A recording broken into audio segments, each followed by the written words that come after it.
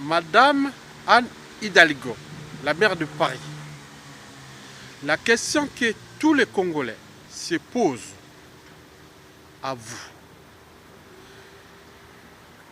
qu'est-ce que vous êtes allé faire à Brazzaville au mois de septembre 2015 en terre dictatoriale Denis Sassou Nguesso?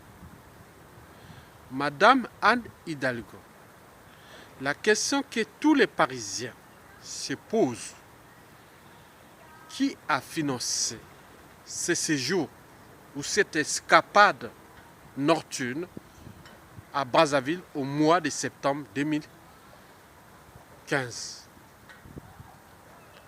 Vous êtes allé en terre dictatoriale congolaise, sachant que Brazzaville est fichée comme la capitale la plus dictatoriale du continent noir. Sachez que Paris est fiché comme la ville la plus cosmopolite du monde, qui défend la liberté, la démocratie, les droits fondamentaux et le but et la condition humaine. Qu'est-ce que vous êtes allé faire à Brazzaville au mois de septembre 2015? Qui a financé ce séjour? Est-ce que c'est le contribuable parisien ou le peuple congolais? C'est la question que le peuple congolais et le peuple parisien se posent. Il faut éclaircir les choses. Parce que ce séjour nocturne ou cette escapade nocturne de la maire de Paris, Anne Hidalgo, au mois de septembre, pose à la fois des problématiques morales et politiques. Qui a financé ce séjour de Madame Anne Hidalgo à Brazzaville? Combien a-t-il coûté aux contribuables parisiens, ou plutôt au compte public congolais? Sachant que le dictateur Denis Sassou Nguesso est là depuis 32 ans et qui est en train de tout détruire, le peuple congolais, la société congolaise. Et pourquoi vous êtes allé à Brazzaville au mois de septembre 2015? Une autre question que j'aimerais vous poser. Madame Anne Hidalgo, la maire de Paris, vous avez au sein de votre équipe des adjoints au maire chargés du sport, des relations avec l'Afrique et autres. Mais pourquoi vous êtes allé souiller votre image à Brazzaville et vous afficher avec un dictateur ou le dictateur le plus criminogène du continent noir? Voilà. Donc, c'est la question que le peuple du Congo et de France, de Paris aussi se pose. Parce que Paris, c'est la ville la plus cosmopolite, l'une des villes les plus cosmopolites du monde, qui défend la liberté, les libertés fondamentales, la démocratie, la condition humaine, la société et la civilisation. Qu'est-ce que vous êtes allé faire à Brazzaville au mois de septembre? Combien a-t-il coûté votre séjour et qui l'a payé? Est-ce que c'est le contribuable parisien ou congolais? On peut ne pas comprendre. Il faut que vous expliquiez cela. Parce que nous sommes passés des mondes de la civilisation 1.0. Je peux commencer par d'abord par le web 1.0 au web 2.0. Nous rentrons dans le web 3.0. Et ce que j'interprète de façon similaire, c'est-à-dire nous sommes passés de la civilisation 1.0 à la civilisation 2.0, qui va se terminer et passer à la civilisation 3.0. Vous savez que tout ce que nous faisons ici, en tant que contre-esprit civilisationnel, sera plus que jamais publié sur différents écosystèmes numériques. Donc, il faut prendre cette question que je pose à vous, Madame la maire de Paris, qui a payé ce séjour à Brazzaville? Combien a-t-il coûté ce séjour? Et si c'est les contribuables parisiens, c'est à vous de voir avec les contribuables parisiens. Je suis allé avec pour faire ceci, non. Bon, ok, c'est les Parisiens eux-mêmes qui peuvent interpréter cela. Mais si c'est le peuple congolais, il faut aussi le dire. Nous pourrons savoir que cette oligarchie politique française a une certaine mentalité, des habitudes et des comportements qui ne sont pas celles de défendre le peuple, mais simplement pour des affichages et de leurs intérêts particuliers et partisans. Je pense que votre prédécesseur, Bertrand Delanoë, n'aurait pas pu faire cela.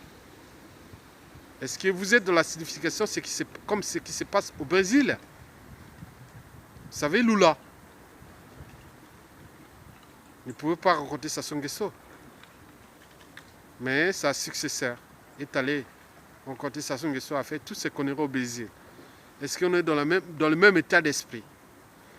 Donc, nous devons tous, ensemble et demain, se méfier des successeurs, des apôtres et autres. Donc non. Expliquez au peuple congolais et maintenant combien, quel coût a coûté votre séjour à Brazzaville et c'était pour quel intérêt, étant donné que ce pays est à 2 pas d'entrer dans les ténèbres. Les ténèbres, le Congo sera submergé d'ici à 2021 si ce dictateur Denis Sassou Nguesso reste au pouvoir, maintenu par ses forces qui représentent un autre esprit de l'humanité, de la société et de la civilisation. Expliquez-nous, Madame la maire de Paris, Madame Anne Hidalgo, qui a payé votre séjour à Brazzaville, ou séjour à Brazzaville, ou votre escapade nocturne à Brazzaville au mois de septembre? Est-ce que c'est le peuple congolais? De notre côté, nous allons voir ça dans le temps. Mais si c'est le cas, on peut ne pas comprendre. Dans le cas contraire, si c'est le peuple de Paris qui a payé, c'est à vous d'expliquer au peuple parisien. Parce qu'il s'interroge pourquoi cette mère est allée à Brazzaville. Alors que ce régime est partout fiché comme le plus criminogène au monde. Au XXIe siècle. Qu'est-ce que vous êtes allé faire là-bas? Quelle mouche vous a piqué pour aller là-bas? Aller souiller votre honneur, votre respectabilité. Non, il faut expliquer ça. Non seulement au peuple parisien, mais aussi au peuple congolais. Parce que le Congo, c'est la francophonie. Le Congo, Brazzaville, c'est l'ancienne capitale de la France libre. C'est ce qui a permis la libération de Paris, du peuple de Paris. Donc il faut expliquer ça. Donc nous ne pouvons pas rester dans cette dynamique des esprits du passé, du XXe siècle. Nous sommes au XXIe siècle. Expliquez ça. Vous avez parlé d'un budget participatif. Expliquez aussi au peuple congolais et au peuple parisien que dans le budget participatif, j'ai utilisé ce budget pour aller faire une escapade nocturne avec un dictateur de la France-Afrique, le plus criminogène du continent noir. Donc, il faut expliquer. Nous attendons votre réponse. C'est tout simplement parce que le peuple de Paris, les contribuables parisiens, il est cosmopolite. Ok? Voilà. C'est tout simplement la problématique, le questionnement que je voulais vous poser. Expliquez-nous pourquoi vous êtes allé à Brazzaville, étant donné que cette capitale est la plus sale du monde. Vous n'avez pas parlé des problèmes d'environnement, d'écologie urbaine. Non, écologie urbaine, ça n'existe pas là-bas. C'est la capitale la plus sale du monde. En rapport qualité, richesse exploitée et valeur ajoutée. Construction urbaine. Ok? Voilà. Je voulais savoir seulement ça. Je vous remercie. Si vous êtes du côté de la société et de la civilisation, vous devez répondre à mon questionnement. À ce que je pense comme comportement immoral et dissolu. Non, le monde n'est pas que comportement immoral et dissolu. La politique n'est pas que pourrie. Donc, vous voulez aller dans le sens contraire de Bertrand Delanoë? Non. Sinon, vous ne serez pas élu en 2019. Hein. Je vous dis, madame. Je vous sais, hein, parce que nous sommes rentrés dans un monde global. Et si ça sont que ce temps que tous ces esprits congolais qui ont acquis des espérances nouvelles en termes de buzz, de design numérique, et demain, ils seront là pour les premiers à vous éjecter en 2019. Je connais un qui a voulu se représenter au conseil régional qui a été échoué parce que les autres sont partis pour faire la diversion et savoir ce qu'ils voulaient dire. Les autres ont alimenté sur la toile. Je pense qu'il y a eu, au compteur, il y a eu 700 000 franciliens, des faciès noirs et métissés et affiliés qui ont voté contre lui. Je peux vous le dire, il s'appelle Claude Barthelone. Il n'a pas été élu à cause de ce genre de comportement, mentalité, habitudes qui ne sont pas bons. Parce que au moment où on parlait, il cherchait à déjouer les choses et alors qu'il s'affichait avec le dictateur Sassou Nguesso. Le monde n'est plus comme ça. Vous êtes dans le monde du passé. Si vous êtes au XXIe siècle, donnez-nous toutes les informations concernant l'objet de votre séjour à Brazzaville, le coût, les coûts, hein, en termes de budget, c'était à sort de qui? Si c'est le contribuable parisien ou c'est les deniers publics congolais, voilà, on peut ou ne pas comprendre. Mais à chacun d'interpréter. Je vous remercie. Bonne journée à vous, bonne soirée à vous et expliquez-nous. Et maintenant, ça peut vous aider parce que Albert Einstein avait dit que celui qui m'a dit non, celui qui me dit non me permet aussi à moi-même de dire non. Celui qui me donne une pensée me permet aussi de me donner une pensée. Donc il faut comprendre ça. Donc je voulais seulement dire ça.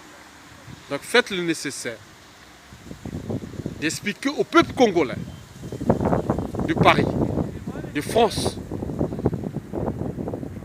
et aussi le peuple français de Paris. Il est cosmopolite. Qu'est-ce que vous êtes allé faire à Brazzaville? C'était pourquoi? Et pourquoi? Et pour qui? Vers quoi? Voilà. Étant donné que la situation là-bas est chaotique, ténébrique. Qu'est-ce que vous êtes allé faire là? Il est là depuis 32 ans. Quand il est arrivé au pouvoir, je sais que vous êtes né en 1959. Vous êtes Gémeaux comme moi, Madame Anne. On est né à 10 jours de près. Voilà, vous êtes Gémeaux comme moi, Isidore Ayatonga. Même si on est séparés de 5 ans. Voilà, mais non. Arrêtez. Le monde est interdépendant et global. Donc je vous informe, faites le nécessaire d'avancer la société et la civilisation à l'échelle parisienne. Parce que le monde de demain est interdépendant.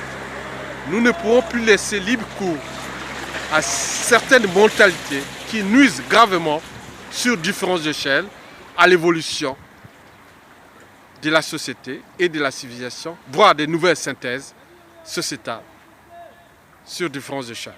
Je vous remercie.